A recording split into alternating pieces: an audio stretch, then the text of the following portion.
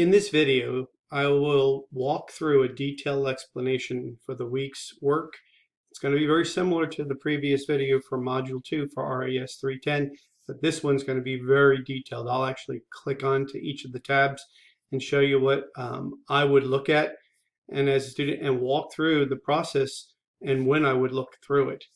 Right now, as I'm going to go into the student view. And so now I am now in my student view, and you can see I'm in RAS 310, Ethics and Professionalism. And this left-hand navigational bar, okay, this is really important. This is where you're going to find many of the areas that you want to find course information. And, you know, the very first tab, Getting Started, will give you the very same sheet, the very first same page, your home page. Talks about course status, if there's any grades. Since I am now in the student view, I don't have any grades, so I'm not going to see anything there, but you will if there are any latest news that's being posted. The next event that is due, the events that are due, and the next due date for an assignment. And it talks about quiz evaluating effectiveness. Talk about that a little bit more later. You scroll down a little bit further, the unit in detail. You can see that this is Module 2. We're starting that today. And it talks about the performance objectives. Then you have your calendar, and in your calendar, these are all the assignments and things that are due or that are listed on your calendar. And you can keep on going down, or you can view the whole full course calendar. And when you do that, you can see the assignments all being posted. Now, you might have several classes in here besides mine, besides what the RAS 310. And I find that sometimes overwhelming to see all that red. Makes me kind of anxious, but some instructors really use that a lot. But so going back to your Get Started tab, you have your course calendar, and then underneath that is your coursework. These are the assignments for this week. There are no resources, and then you have your news and discussions, and there's a Welcome to Week 2 post. Come up here, left-hand side again. I've already talked about the course calendar. You can click on that. Course calendar will give you that same view that you saw on the Get Started page down here. Where was it? The course calendar right here. News and announcements. I would click on that. That's one of the first things I would do when you log into your course, because you don't need to keep on going to Get Started or course calendar. I'd look and see what your instructor has to tell you about the course, what's coming up. And I use it frequently. Some instructors don't. And you can see that Welcome to Week 2. I have a detailed announcement. And during this announcement, I'm giving you a little welcome to what we're going to be studying this week. And during the second week, we're discussing the interprofessional relationships associated with routine care, patients' rights and legal ramifications, and look at the patient's legal standing through a range of ethical practices. You have 3 assignments this week. You have your readings and online lecture. Your readings are going to come from Chapter 4, Professionalism, Elitism, and Healthcare, and that's in your Medical Ethics tab. And so if you click on that, and then you go to Chapter 4, Professionalism, Elitism, you'll see the readings. Go back here. You have Code versus Covenant. Covenants, Obligations, and Magic Medicine, and then you have 3 videos to watch. Your discussion post is on professionalism and medical ethical dilemmas. Your initial post is going to be due Thursday by 11:55 p.m., a minimum of 200 words, and you're going to explain the various techniques used by members of the healthcare environment that may be beneficial in the evolution of medical ethics dilemmas. And then you're going to have a response post that's going to be due by Sunday night, 11:55, and you're going to respond to 2 fellow classmates by Sunday night, 11:55 p.m. Now, my advice is when you're going to do a discussion post is to do it in Word. Type up your response in Word, do a spell check, do a grammar check. You can use Grammarly. You can see the videos that I've posted. And then if you have a reference, put the reference at the very bottom if it's applicable. And if you need help with that, use citefast.com. Look at my video on explaining how to use the free version of citefast.com, and it puts it into perfect format for you. And if you want to see how to provide an in-text citation, it does it for you too. Just look at the video and it'll help you. Your response posts, I'm asking for your first 2 response posts to be at least 100 words. If you're citing something with regards to a referenced work, make sure you put that at the bottom of that. If not, just talk about why you agree or disagree with the student. Give some feedback. If you do more than 2 posts, you don't have to hit them 100 words. It could be 10 words, 20 words, but that's up to you. And then your third assignment for the week is a quiz or activity paper. It's one or the other, not both. Some students get tired of writing the papers and need a break, so I try to add more quizzes and take away some of the papers. And the quizzes are going to be similar to the content questions that the activity paper was going to ask. But those quiz questions, to make it compatible to the level of an activity paper, will come from your readings and the videos, and they'll be straight from them. When you click on the quiz under your coursework, it will open up for you to start taking that quiz on Thursday night at 11:55 p.m. It'll be open through Sunday, 11:55 p.m. And if you have any questions with regards to the questions or an answer, choose the best one available. Just write down the question number and your thought, and then send me an email. Professor Allen, question number 5, I think that your answers, there wasn't a correct answer. I would have chosen this one instead. Or I thought that there wasn't an option for me to choose.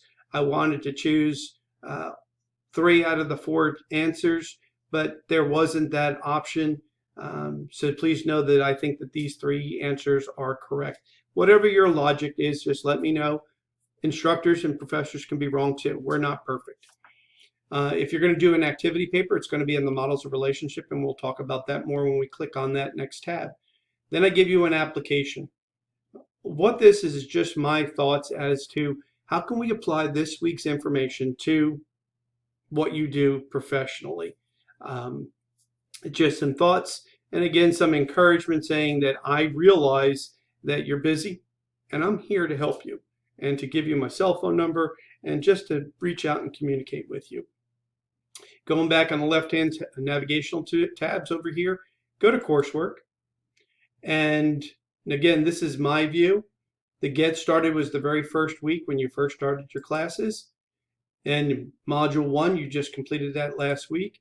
And the reason I didn't have all of the check marks is I'm not a student. I did not submit the paper, and because I did not submit a paper, it says late, okay? And then it talks about the knowledge check quiz, okay? I can start taking it, but I haven't completed it. You're going to have your marks, and for last week, I gave everybody the option that knowledge check quiz would be used as extra credit if you wanted to do it. So we're in Module 2, Evaluate the Effectiveness in Interprofessional Care Teams. And you can see the due date, the 18th, which is today, Monday, through the 24th, next Sunday, this coming Sunday. And there are your performance objectives. And objectives are, what the instructor is hoping that they're going to point out to you. And so the 3 here, it says identify the professional that would be most relevant to represent a patient's rights. Second is recognize the pertinent legal ramifications associated with medical intervention and outline the differences between legal standing and the rights of patients. Okay, so that's what the instructor, me, Dr. Allewine, are going to teach. Our assignment should be geared towards that. But by the end of the week, you should be able to do, number 1, identify the professional that would be most relevant. You should be, at the end of the week, able to recognize the pertinent legal ramifications associated with medical intervention. Or 3, by the end of the week, you should be able to outline the differences between legal standing and the rights of a patient. That's what a performance objectives are. Those are objectives that need to be covered with the material. To do that, you have these tabs. You have assignment overview you have your reading materials, and then you have your quiz and activity and discussion posts. This is the part here where this is just doing an overview of the assignment for the week. This is the other deliverable, which is not graded. And you see where it says not included in the final grade. This is the reading of the lectures. And this week you have some readings, and you also have a couple of videos to watch. That's going to be under this tab. The deliverables are the assignments. You have either a quiz or an activity paper, one or the other. You do not need to do both, okay? If you do both, I can't give extra credit, but that's up to you. If you do the activity paper, this will not count against you when you do not see a check mark here. If you do the quiz, then you will not see a check mark here, and that will not be held against you for your final grade in your final grade. The assignment overview, I'm going to click on it, and it talks about what's going on in Module 2. Again, we talk about the objectives, your reading, and this is just a brief statement, the case study, your online lectures, your discussion forum. Then I have here Module 2 activity, quiz or activity paper. Choose one, not both. Your quiz option, quiz questions will come from the module readings and videos, or your activity option, activity paper. And using the models of relationship between healthcare providers, you're going to identify one that's most significant. You're going to develop the pros and cons of each model, and you're going to research the pertinent information to devise a written synopsis or summary of the patient's rights, legalities of medical intervention, and the differences between patient rights and legal standing. This last part here, it says course project activity. When I first started, there was a course project activity paper that was due each week. You can see that this one is not, it has question marks next to it. It is not part of your final grade for this course. We're not doing it each week, but the mindset is that if you did this separate paper each week and you compiled these papers all the way through the course, when you finish Module 7, you would take all of those 7 papers together, put them together, and that would be your final activity paper for the course, your summative project. Just take a look at it because it does give you an idea of what we're thinking and what you should be thinking. We want you to correlate between the models of relationship for healthcare providers and the patient or the recipient, as it's saying here. Just be thinking, because for us, every one of our courses has a cumulative or summative project at the end. Those summative projects for each of the courses, when you put them all together with your chosen topic in mind for your capstone project, RES 410, will all come together, and your final capstone project will be easier. Your reading material down here, you can see you have chapters 1, 2, and 3, ethics, and how to make hard choices. That's your assignment overview. I'm going to go back. We're back in Module 2. Here's your readings. I'm going to click on readings. And when I click on readings, you see Module 2 readings and online lecture material. Ethical reasoning and health priority setting, an animated presentation of reoccurring dilemmas. It's about, 8 minutes long. Then another video talking about why does professionalism matter. And in this video, you have the link. You can click here or the direct link here. Then there's these additional readings for this unit. Introduction of Codes and Covenants. Codes and Covenants 1, Codes and Covenants 2, and then Covenants, Obligations, and Magic Medicine. Those are your readings and your videos for this week. Okay, so we're still in Module 2. There's your first 2 done. Your discussion, if I click on discussion, it talks about the instructions. Gives you a little definition of what ethics is, but as you read through, it says in this discussion, you're going to explain how various techniques used by members of the healthcare environment may be beneficial in the evolution of medical ethics dilemmas. It talks about identifying the who, what, and when, where, and how in your initial post. And if you're using any kind of reference, citing something in there from another author, make sure you give them credit. You go down a little bit further, you see this is the grading rubric for the discussion post. This is what I use in the content of the initial post. Here it talks about expert, adequate, insufficient. You know, if you answered the questions that are being identified right here, then you're going to be in the expert, okay? As long as it's written clearly. If you just did it and you answer the questions and you attempt to connect the ideas, but you have some difficulty, you're going to get adequate. And if you're insufficient, it'll be down here, that you're not connecting the activity question or discussion post question, your thoughts to that discussion post requirement. The content of your responsive post talks about, again, if you're able to do this on an expert level, this is what you're going to do with your response post for your students, your fellow classmates. If it's adequate, it's going to be over here. And over here, you just didn't seem to connect with the assignment. Again, your due date, if you hit the due dates, Thursday by 11:55 p.m. for your initial post, you're going to get all the points. Okay, and if you made a response post by the due date, then you're going to get all the points. If you included your references, if they were required, you're going to get all the points.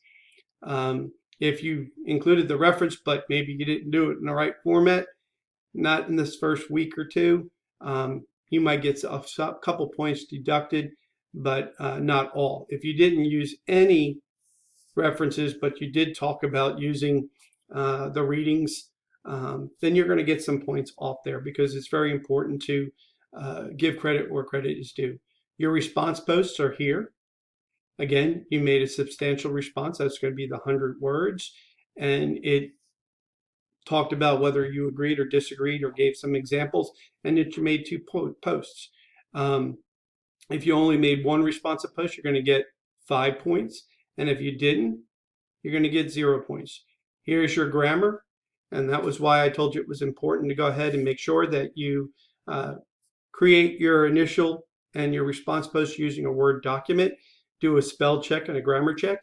Use Grammarly.com, the free version. Check my video out and it'll help you. And if you need to do a citation and your reference, check out citefast.com. I made another video that's available for that. Once you get that format down, you're able to use those 2 tools. I promise you, writing is going to be so much easier. If you want to go straight to the post, then you need to go ahead and click right here, and you can see summary of your work so far. You haven't made any posts, and you haven't made any replies. If you did make a post, it's going to be good. You're going to see the mark there. If you did make replies, you're going to be good. I would go right to the discussion post. We click there, and here's where you're able to add a post. Okay, this gives you the same information I talked about before on what the requirement was, and then you click add a post, and when you click add a post, you're going to be able to get to the assignment. I'm going to go back to the assignments. We got the discussion post done. Your activity paper, if that's what you choose to do, read the instructions here, and this is what you're doing. You're providing a research review of the distinctions between professionalism, elitism, and healthcare. And in particular, you're going to explain and distinguish between code, contract, and covenant as it relates to the practice of respiratory care. You will also have another section that talks about the pros and cons of each model. So your activity paper will have a title page. Your next page will have a small abstract, and then you'll have an intro. And your intro will pretty much, in this paper, I will be explaining and distinguishing between code, contract, and covenant as it relates to the practice of respiratory care. Furthermore, I will develop the pros and cons for each of these models. That's your abstract. Then you're going to, that's your intro. Now, for each of these questions, it says, explain and distinguish between code, contract, and covenant. Well, your first paragraph should be about code. So you'll have a bolded code heading and talk about code. Then covenant, bold, talk about covenant. And then contract, bold, centered, talk about covenant, and then relate it, as you do for each of those areas, relate it to respiratory care. Then your fourth paragraph for this paper would be developing the pros and cons for each model. You could put the pros and cons in each one of those tabs or each one of those sections in your paper. Under code, you could talk about the pros and cons right there and not do a separate paragraph. Under contract, talk about the pros and cons right there. Under covenant, talk about the pros and cons right there. So you have 3 paragraphs that's meeting the requirements, and then your conclusion paragraph will be summing it all up together as it relates to respiratory care. Your last page is going to be a reference page. If you use citefast.com and you created the document as I showed in the video, all you have to do is copy that whole thing and then paste it into your Word document for your paper. Run it through a spell check, run it through Grammarly, make sure it's all good. Follow the paper outline video that I gave you. 1-inch margins, stuff like that. 12 font, double spaced. New Times Roman or Calibri font. You do that kind of stuff, you're going to be fine. Save your document.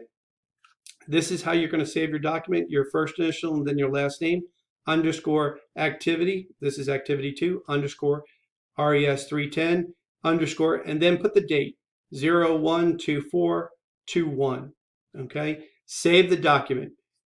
Typically, you're going to go ahead and save it and turn it in if it's available. If you have any difficulty, then I want you to go ahead and upload it as a email attachment and send it to my personal email account at alan.dunphy@newberry.edu.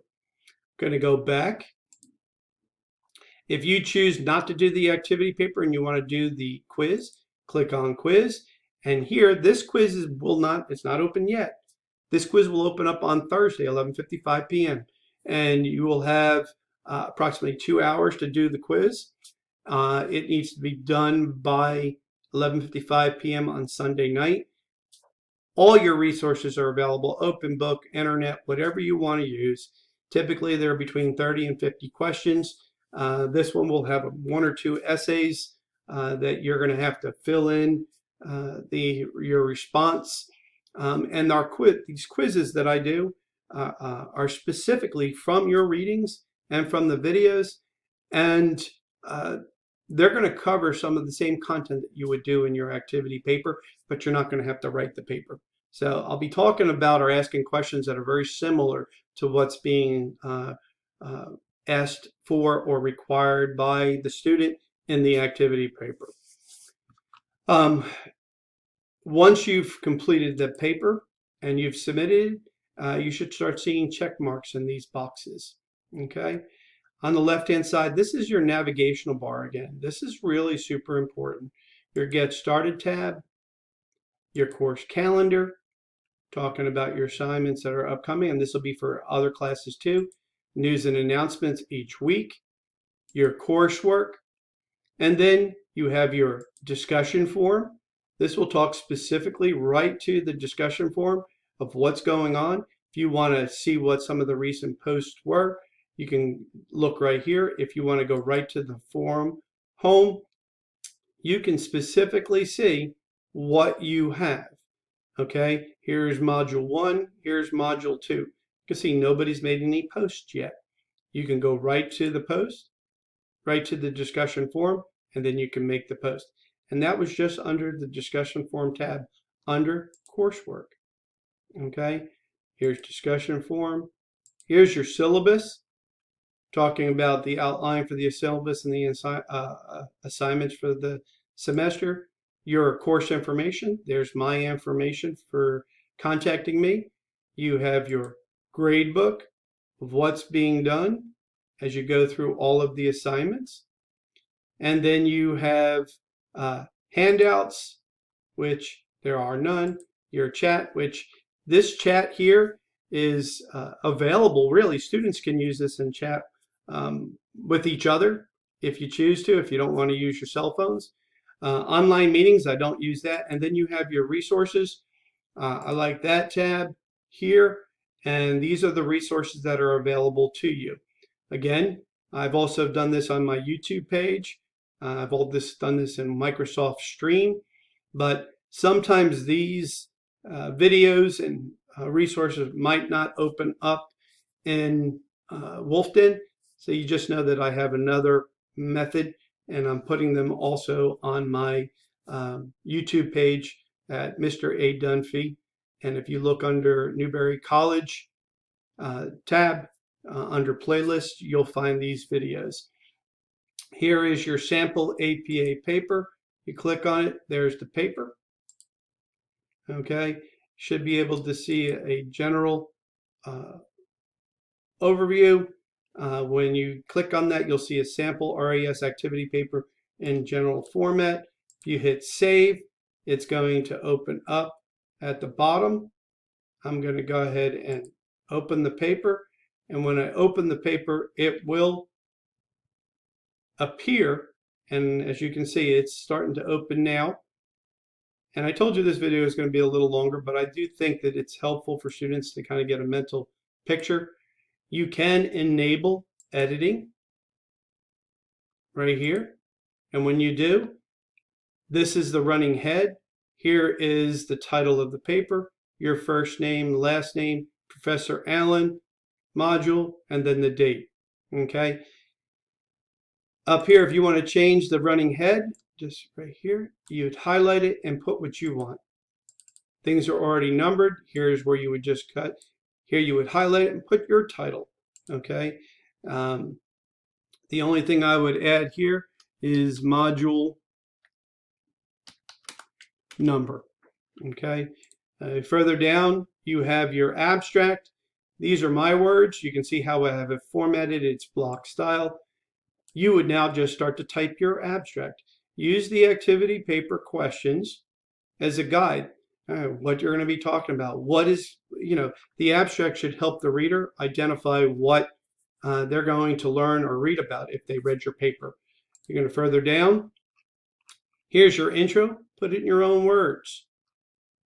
Here's the topics. This one says leadership defined. This might say code. This might say context or covenant. Then you have your conclusion. Then you scroll down a little further, and here are your references. Okay, so you have these resources available. Here's your activity paper format explained. You just click on it, and it should start to explain it to you. I'm going to go through one of my research papers that I did on shared governance. Okay, so and then over here, this is talking about the rubric. I wanted to go through the Newberry College. If you want to learn about citation and references, right here. If you want to see how to use the Grammarly video using Grammarly.com. In this session, we're going to talk. I'm very anxious because I would not intentionally do so. And that's my take, expert area, and professors would be. So it talks and walks through. I'm telling you, once you've done it 1 or 2 times, then these writing of papers become much easier. And then doing a visual review of your paper before you submit. So all of these resources are available under this tab right here. Again, you start off at your Get Started. I hope that this video was helpful. If you have any questions, know that you can reach out to me. Send me an email, allen.dunphy@newberry.edu. You can call me 803-321-5220, or you can shoot me a text at 843-319-9510. Good luck, and I look forward to seeing you in WolfDen, and just know that we're here to work with you. Have a great week.